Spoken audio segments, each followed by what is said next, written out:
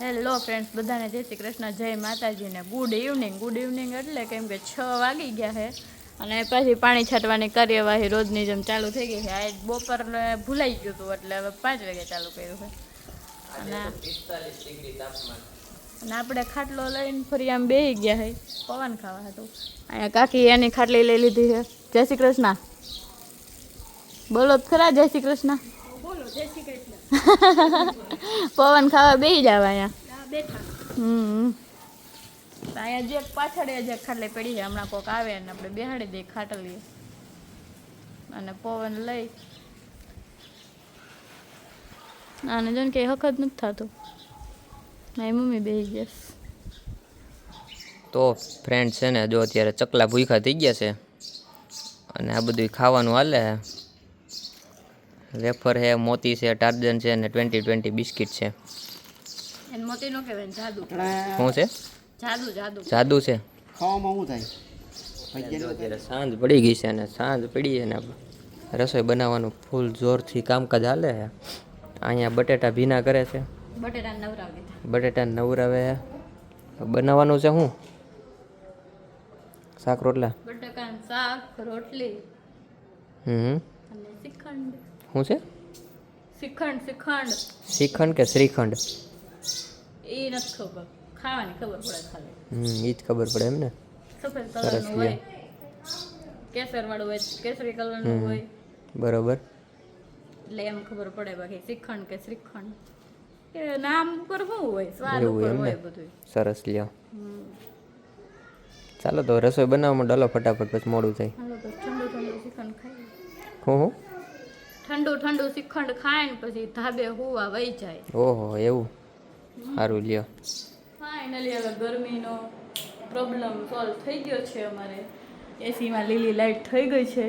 એનો મતલબ એમ કે હવે આપણે ઠંડામાં રહેવું. મસ્ત ઠંડક અનુભવાય છે.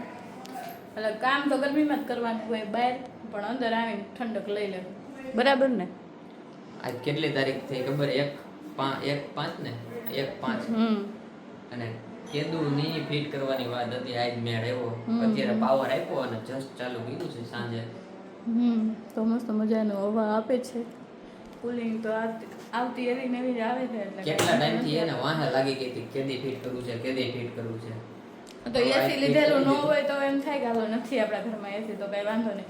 આ તો હતું આપણી ઘરે એસી તોય ફિટ નહોતું થતું. 6 મહિના સુધી તો વાટ જોઈ ફિટ કદી કરે. તો શિયાળામાં તો કઈ વાંધો આપણે જરૂર ન હોય. ગામડે ઉનાળામાં તો જરૂર હોય ને એસીની. હવે આખો દી બેઠી રહે રૂમમાં ટાઢું કરી. હવે તો જો એવું લાગે તો હે ને કામ ચૂલો અને કરવાનું ગેસનો બાટલો બધું અહીં લઈ લે.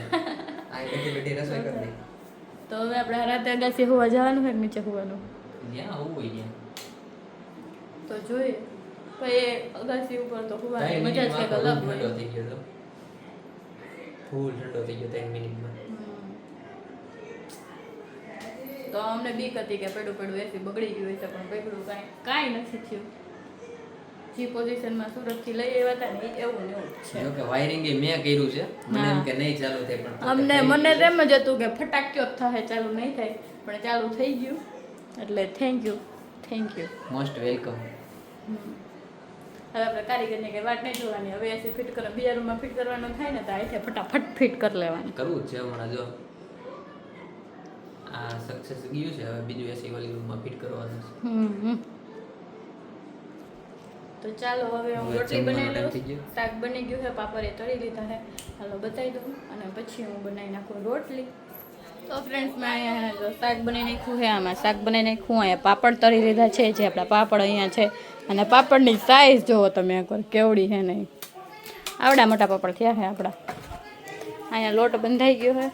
હવે તેલ મારીને એમાં અને કૂણ દઈને અને રોટલી કરી નાખીને પછી જમી લઈ. પછી પાછા મળીએ.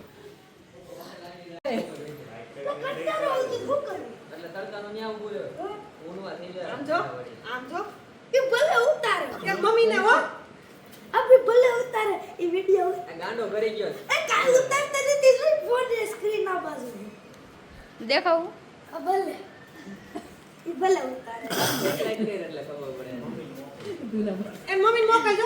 તું બ્લોગમાં આવી જાય. કઈ બોલવું હોય તો બોલ. એમને ખાલી